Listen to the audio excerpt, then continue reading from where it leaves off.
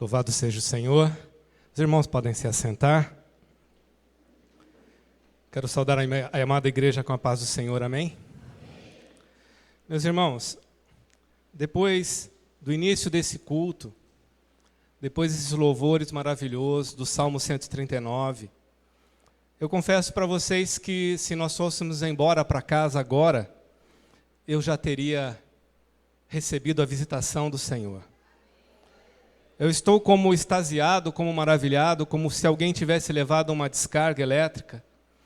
E depois daquela descarga, todas as forças foram embora, porque a maravilhosa presença do Senhor desceu sobre a igreja.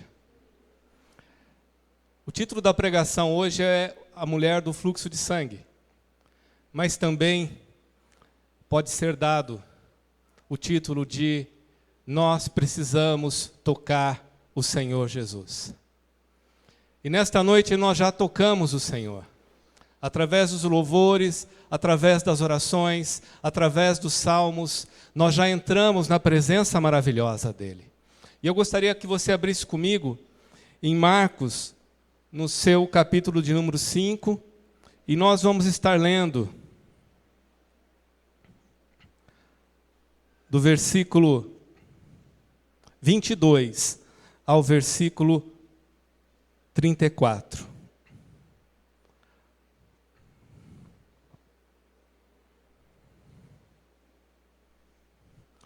Amém? E eis que chegou um dos principais da sinagoga, por nome Jairo, e vendo-o, prostrou-se aos seus pés e rogava-lhe muito, dizendo: Minha filha está morrendo, rogo-te que venhas e lhe impõe as mãos para que sare e vive. E foi com ele, e seguia uma grande multidão que o apertava. E certa mulher que havia 12 anos tinha um fluxo de sangue, e que havia padecido muito com muitos médicos, e despendido tudo quanto tinha, nada lhe aproveitando, isso antes indo a pior. Ouvindo falar de Jesus, veio por trás, entre a multidão, e tocou na sua vestimenta. Porque dizia: Se tão somente tocar nas suas vestes, sararei. E logo se lhe secou a fonte do seu sangue, e sentiu no seu corpo já estar curada daquele mal. E logo Jesus, conhecendo que a virtude de si mesmo saíra, voltou-se para a multidão e disse: Quem tocou as minhas vestes? E disseram-lhe os seus discípulos: Vês que a multidão te aperta e dizes: Quem me tocou? E ele olhava ao redor para ver a que isso fizera. Então a mulher, que sabia o que lhe tinha acontecido, temendo e tremendo, aproximou-se e prostrou-se diante dele, e disse-lhe toda a verdade. E ele disse: Filha, a tua fé te salvou. Vai em paz e seja curada deste teu mal. Amém? Nós precisamos entender o contexto dessa época, o contexto dessa mulher. Lá em Levítico 15, é falado sobre purificações. Fala de sangue, fala de fluidos corporais, e o Senhor dá uma série de instruções de limpeza, de purificação. Quando nós olhamos nos dias de hoje estas ordenanças do Senhor, parece uma coisa muito arcaica, parece uma coisa muito atrasada, parece a orientação de um Deus irado, um Deus que era cheio de regras e cheia de normas. Mas era justamente ao contrário.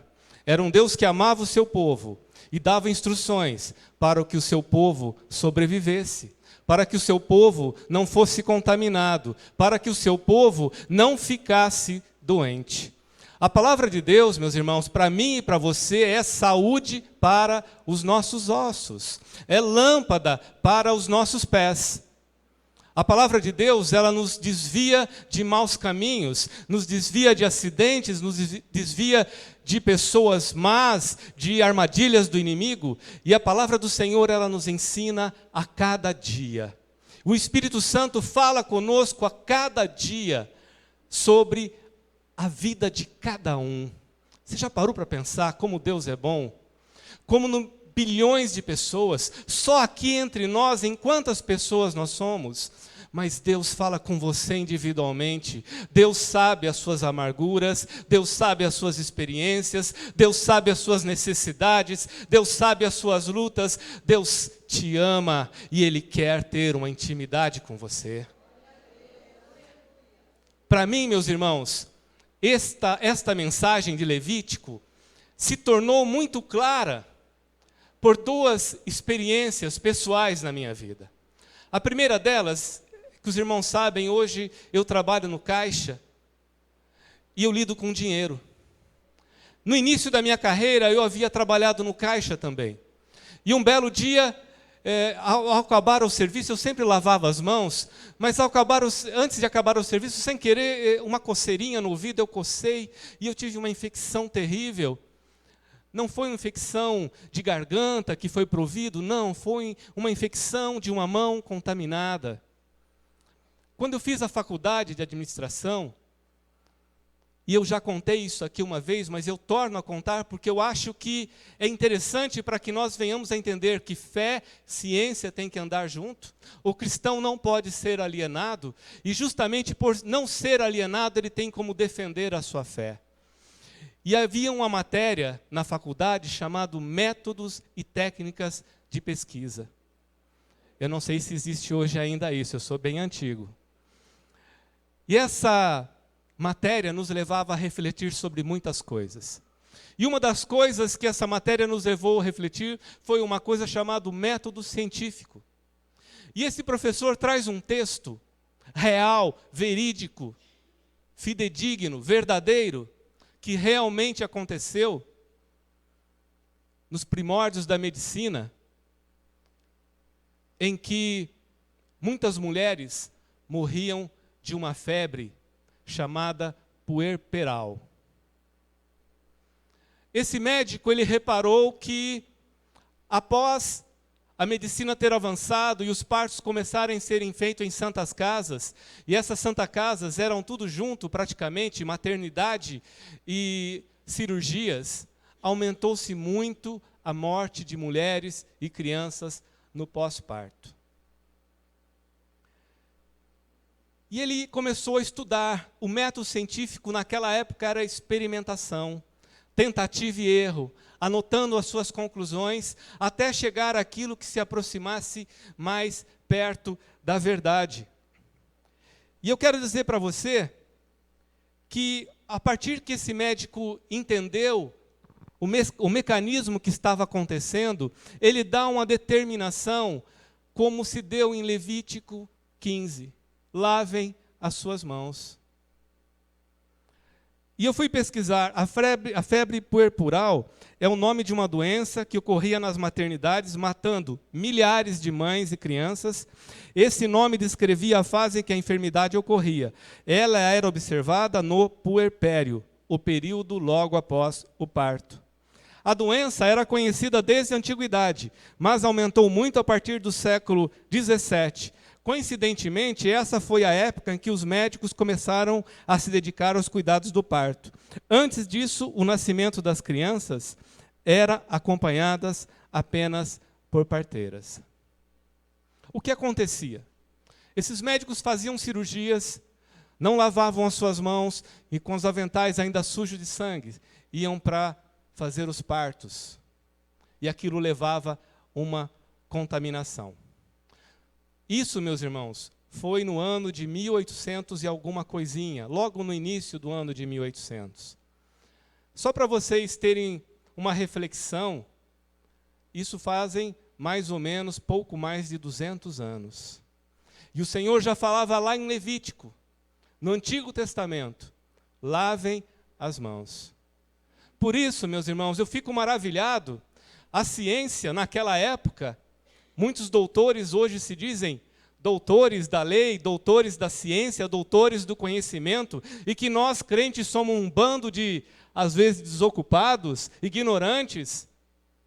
Mas eu quero dizer para você que a ciência, nessa época, chamava essas doenças de miasmas, essa contaminação. E eu fui procurar o que era miasma. Significa poluição, mas não no sentido que hoje lidamos. Miasma é toda a sujicidade associada ao mundano, ocorre quando corremos, transpiramos, sangramos, caímos numa poça de lama, e quando caímos numa poça de lama, geramos miasmas. Também quando proporcionamos algo de mal ao próximo. Mas o miasma não se limita à sujidade física, incluindo também a sujidade espiritual, ética e mental. Essa era a medicina daquele século. Moderna, não? Comparada com a medicina atual. Graças a Deus que o homem deu o mundo para que o mundo fosse dominado pela humanidade. E esse domínio quer dizer que o Senhor nos deu conhecimento para nos desenvolvermos como espécie, como homens, como mulheres e como pessoas individualmente. O Senhor disse, vai e domina, cresça, tome conta, multiplique. E por causa disso, hoje a ciência se desenvolveu muito, e graças a Deus hoje que os médicos têm uma ciência mais moderna para tratar de cada um de nós. A mulher que nós falamos agora, ela tinha uma doença na época chamada incurável. Hoje poderia ser um simples tratamento hormonal, mas naquela época era incurável. E aonde era incurável, o Senhor operava. Lucas relata que esta mulher vivia numa época que, se ela saísse de casa, ela seria apedrejada. Era uma mulher que ela foi segregada. É uma mulher que foi isolada. É uma mulher que foi desprezada pela sua doença. E aquela mulher larga tudo para ir ter com Jesus. Pois os médicos da época, embora ela tenha gasto todo o seu dinheiro, todos os seus haveres, não haviam conseguido curá-la.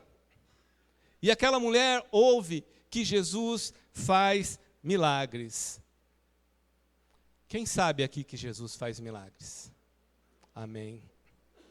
Se você sabe que Jesus faz milagre, meu irmão, hoje é um dia excelente para Ele operar na sua vida.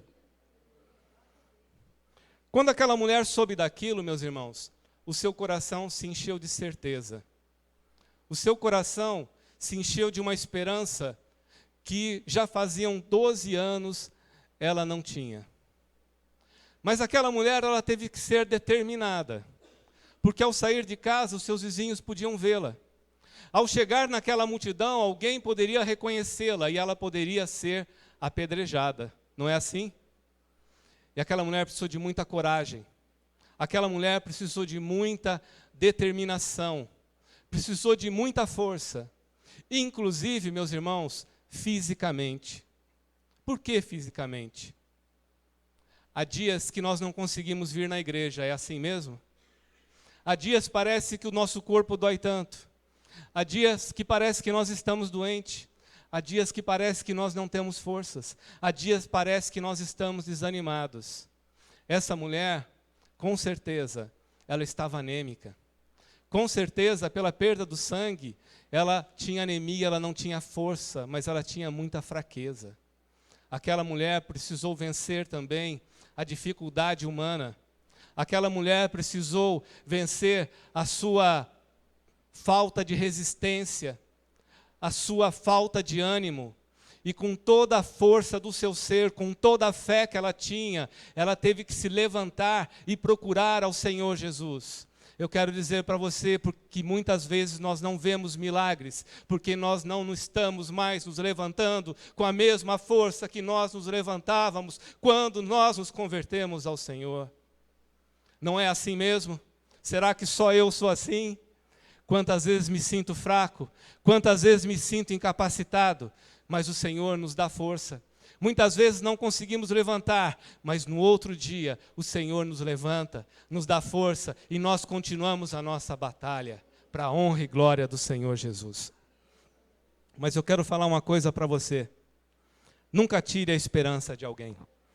Eu já falei isso uma vez aqui. Pode ser que a esperança seja o último fio de resistência daquela pessoa. Nunca tire a certeza de uma pessoa. E isso é principalmente para nós crentes. Nunca deixe o medo vencer a sua esperança em Jesus Cristo. Nunca deixe a falta de fé vencer e te dar incredulidade. Nunca te deixe a falta de fé te paralisar, fazer desistir daquilo que Deus tem para você. É muito importante, meus irmãos, nunca tirar uma esperança de alguém, porque pode ser que a esperança seja a última coisa que essa pessoa tenha. E eu quero dizer para você, a palavra fala que sobre tudo que nós tenhamos que guardar, guardemos o nosso coração, porque ele é demais enganoso. Esta palavra ela tem vários sentidos e várias conotações, mas uma delas é: não deixe o seu coração te enganar, dizendo que você não pode, dizendo que não tem mais jeito, porque você crê num Deus que é o Deus do impossível. Meus irmãos, naquela multidão tinha muita gente, mas 2 pessoas somente foram abençoadas naquele momento por esse relato bíblico, pois a Bíblia não relata que outras pessoas foram curadas naquele momento. Se você continuar o texto, ele fala que Jesus ressuscitou a filha de Jairo, mas Jesus também curou esta mulher que havia 12 anos tinha um fluxo de sangue. E aqui, meus irmãos, eu quero dizer para você que não adianta nós andarmos na multidão. Nós somos um para Cristo. Muitas vezes a multidão nos leva para lugares distantes.